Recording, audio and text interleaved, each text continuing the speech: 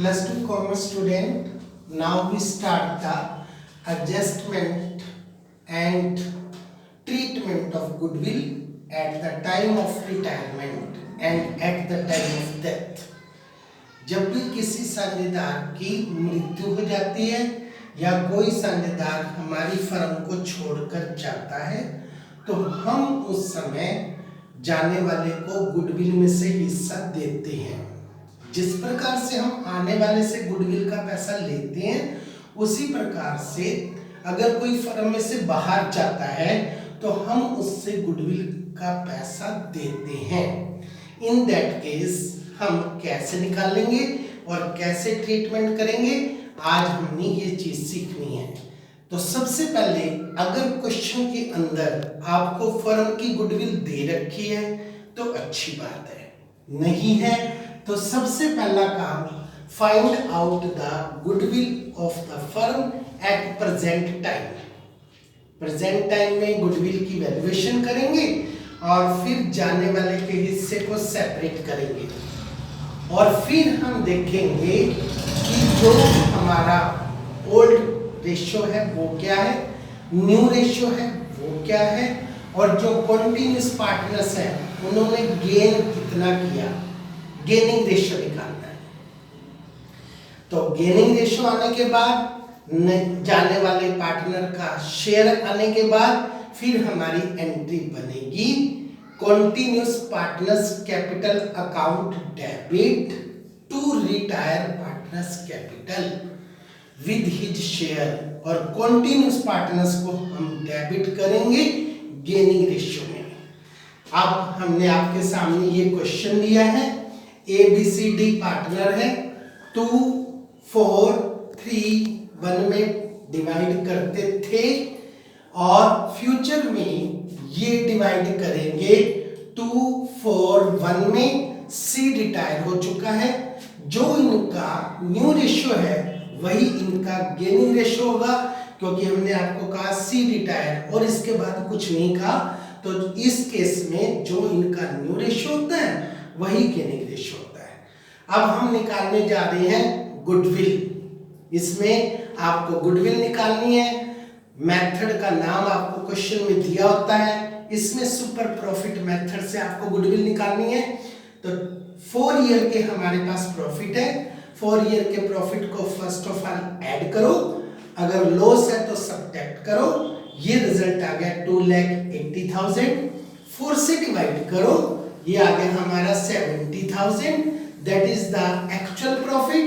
Now compare the actual profit with normal profit and your normal profit is 56,000.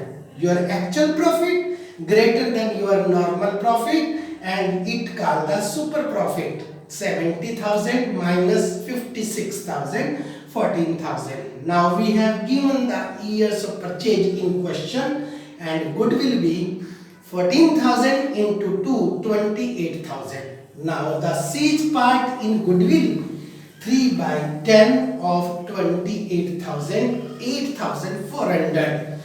Now entry will be A's capital account debit 2,400, B's capital account debit 4,800, D's capital account debit 1,200 to C's capital 8,400 for adjustment of capital for goodwill।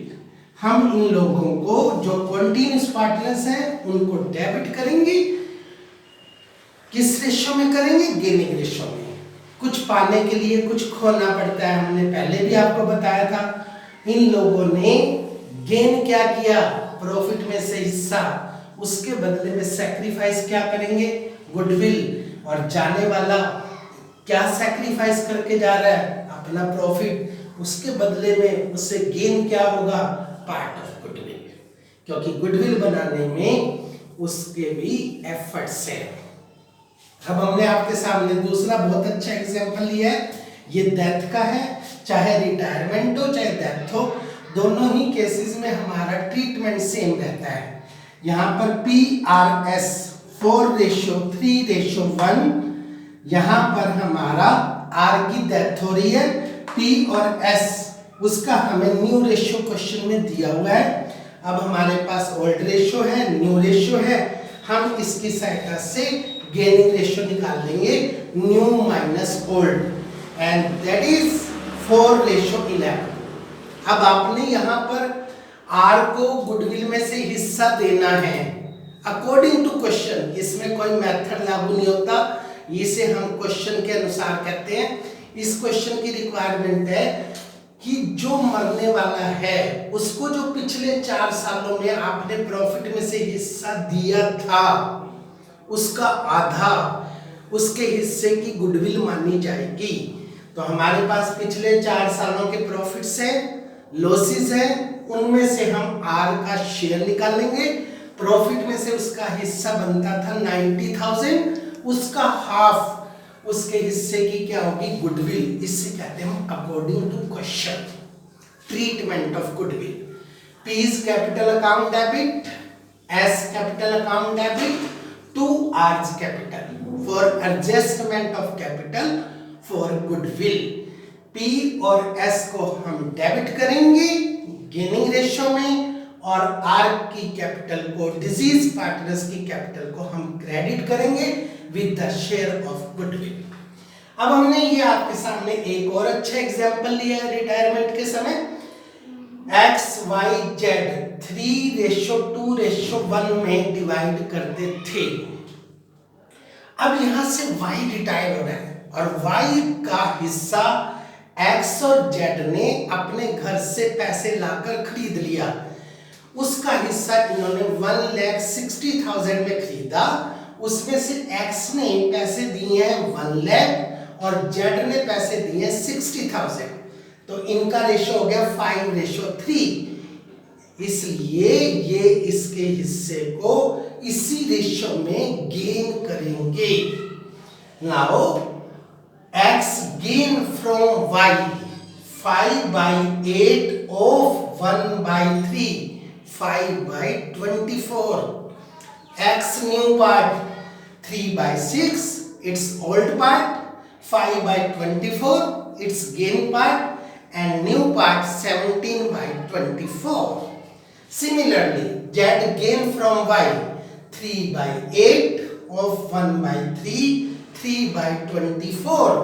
Z's new part will be 1/6 plus 3/24, 7/24. New ratio will be 17:7, and our entries will be bank account debit 1,60,000, 2x capital, 2z's capital, for cash bought by X and Z। अब इसी पैसे से हम जाने वाले की क्या कर देंगे पेमेंट। हमारी एंट्री बनेगी Y's capital account debit to bank for cash paid to the retired partner। अब at the end of year आपके पास प्रॉफिट आया 2,40,000, उस पर जो राइट होगा वो हमारा कॉन्टिन्यूस पार्टनर्स का होगा न्यू रेशियो में, और हमारी एंट्री बनेगी profit and loss appropriation account debit 2,40,000, 2x capital 1,70,000, 2z's capital 70,000 for profit transfer to continuous partners in new ratio। ये आपके एडजस्टमेंट ऑफ गुडविल के रिटायरमेंट के समय और डेथ के समय बहुत ही इंपॉर्टेंट क्वेश्चन है। आगे बड़े क्वेश्चनों में भी इसका पूरा यूज होगा। That's all.